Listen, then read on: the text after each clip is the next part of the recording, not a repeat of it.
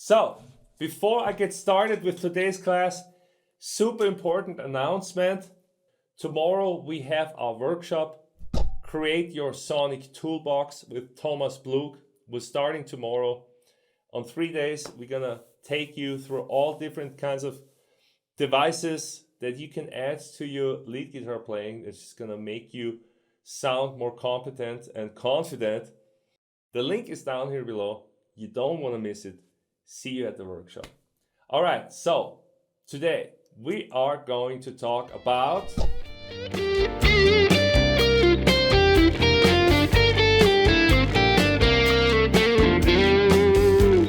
awesome.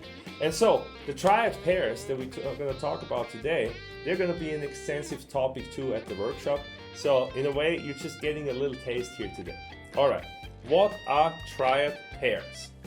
Triad Pairs are a simplification and easy to remember tool to improvise in a particular mode or tonality where you just use 2 triads instead of the 7 triads that you can use over any key. You know, let's say we're here on this track, we were in G Dorian, right? G Dorian, that's also F major, same chords, yeah? So if we have F major, we could go F, we could do G minor, we could do A minor, we got B flat major, we got C major, we got D minor, then we got E diminished, and we got F major. Those are all the triads that we can use over G Dorian. Yeah? But that's a lot to remember, isn't it? So instead, what I like to do, and not just me, but many others, you just pick a pair of triads. And to make it even easier to remember, you pick the pair that's a whole step apart and it's the same triad. So that would be either the B flat triad and the C triad in this case, talking about major triads, or it could be the G minor and the A minor. And I just love the sound of the major triads here in this Dorian groove. So that's what I'm gonna pick. We're gonna pick the B flat major triad and the C major triad. That's a Dorian triad pair. Check it out.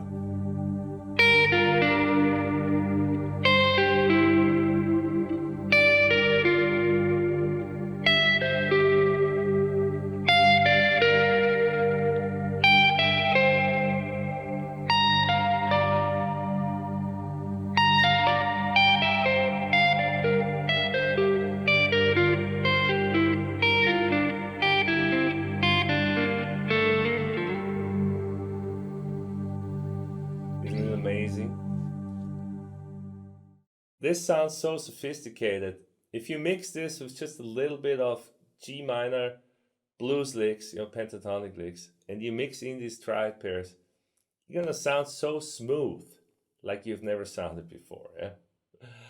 It's just great. And so these horizontal sequences are also gonna help you to connect different positions. Of course, you could also play this in one position. Yeah, you could also do, you could play it like this too. I'm gonna just turn off the reverb here. So that's another way to do it, but it's more difficult, not as easy to visualize. So let's not worry about that for now. Yeah? But later on, you can also practice this in one position. For now, we're gonna just do it horizontally on the E, B, G string and B, G, D string. Yeah? Just gonna keep the same strings all the way. And yeah, let's just give it a shot. You know, as soon as you know the shapes, you can just go ahead and practice. And I would say strategy, triad pair plus pentatonics. Let's see what happens.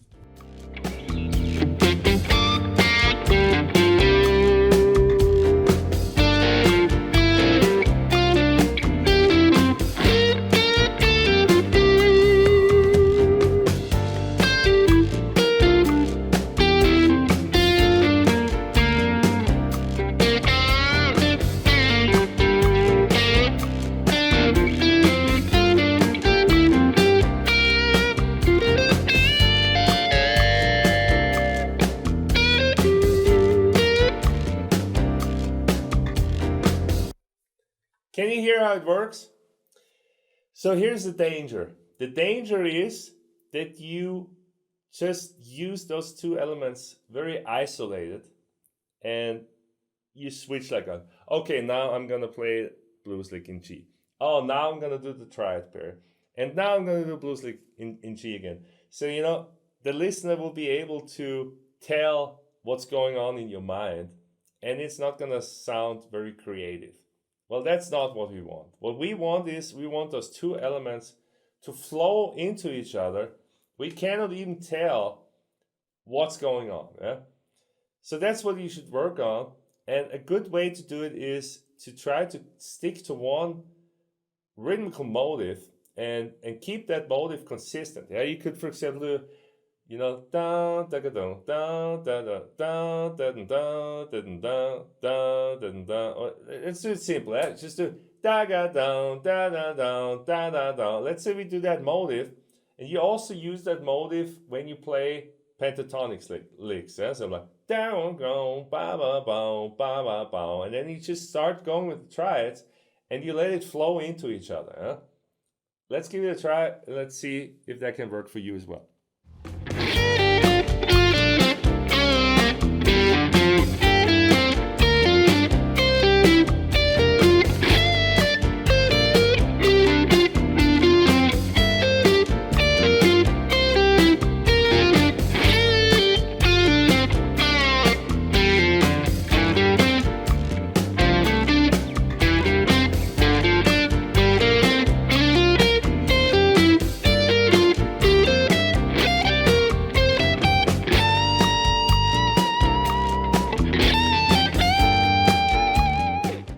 Could you hear now how nicely this was flowing together already? And this was still very academic, yeah? I mean, this stuff works, yeah? And you gotta give it a little bit of time. First step is you need to visualize the triad pairs. Second step is you need to kind of work through the sequence with the inversions. You can play da-ga-da, da-ga-da, da-ga-da, da-ga-da, da-ga-da, da-ga-da. Play it like that.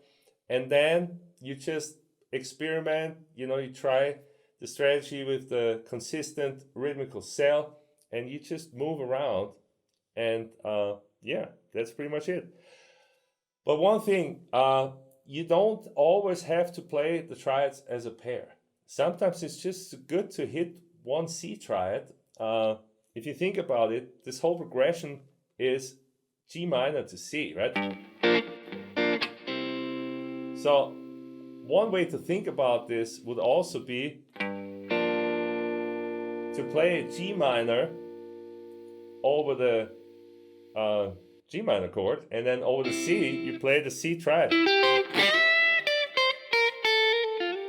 Right? And then you play G minor.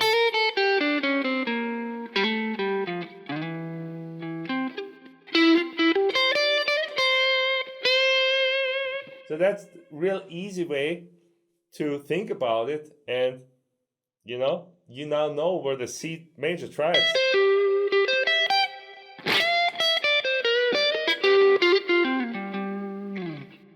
No?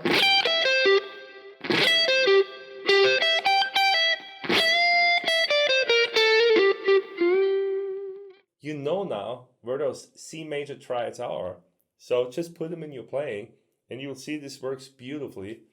But here's the thing, you don't have to stick to the G minor over the G chord, C over the C chord concept. You'll find out pretty quick that it doesn't really matter where you play that C chord. You can play the C chord over the G minor. It will sound just fine.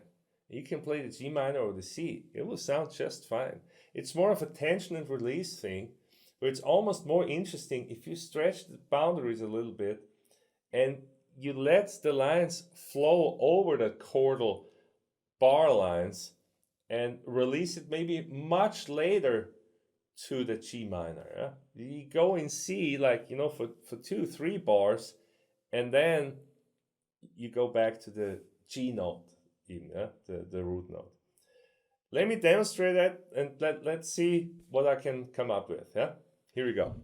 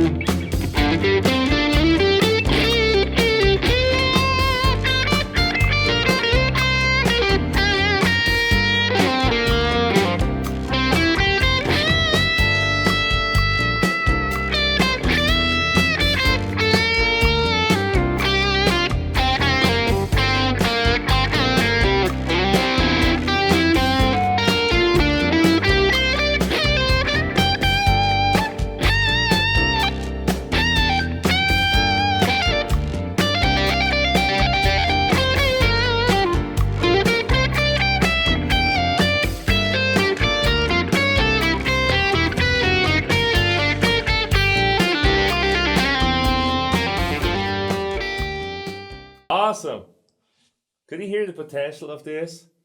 I mean, at one spot I was holding on to that E note, you know, that major third of the C major triad, like for a long time. I was playing it like for 2 bars, you know? It really works. It really works. So you don't have to be a slave to the chord changes. You just let it flow. Much better. And then you also heard like it was just at the end where I started to play the triad pairs where I was feeling like, and then it kind of kicked more into angular mode, right? It kind of became a little more jazzy, and that's great too. You know, you don't want to mix all the elements on all the time, but let's say, you know, you keep going with your Santana style pentatonic solo, and you just want something new. You just want to change it up a little bit. Well, what better way than to just maybe start with a C major triad and, you know, get that sound going, and then you go into the triad pairs. And then, you know, what I was doing here too is like I was doing chromatic interpolation. So instead of going C to B flat major, I was going C, B major, B flat major, C. Again, I can show you actually. Here we go.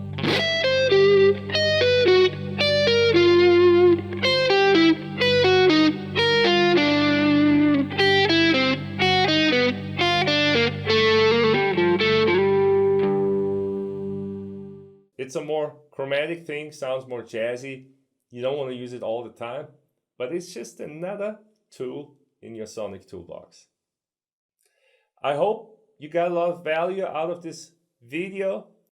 Knowing the triad pairs well is really a transformational device.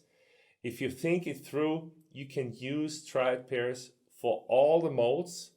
Any modal sound you want to play, you can use a triad pair. It's a fantastic way to do it.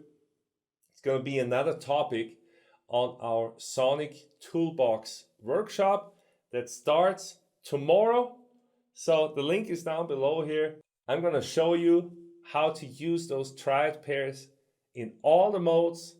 And my special guest, Thomas Blug, is going to come and show us some amazing stuff as well that I cannot wait to learn from. Awesome. So I hope I'll see you at the workshop tomorrow. Until then, keep grooving and keep rocking. Hi there, this is Thomas Blug from Germany, and I'm really looking forward to this month's Total Guitar Transformation Workshop with Ulrich. This month's topic on the 24th of August is Build Your Own Sonic Toolbox. So we are looking into this topic together on Saturday, the 24th of August. See you there.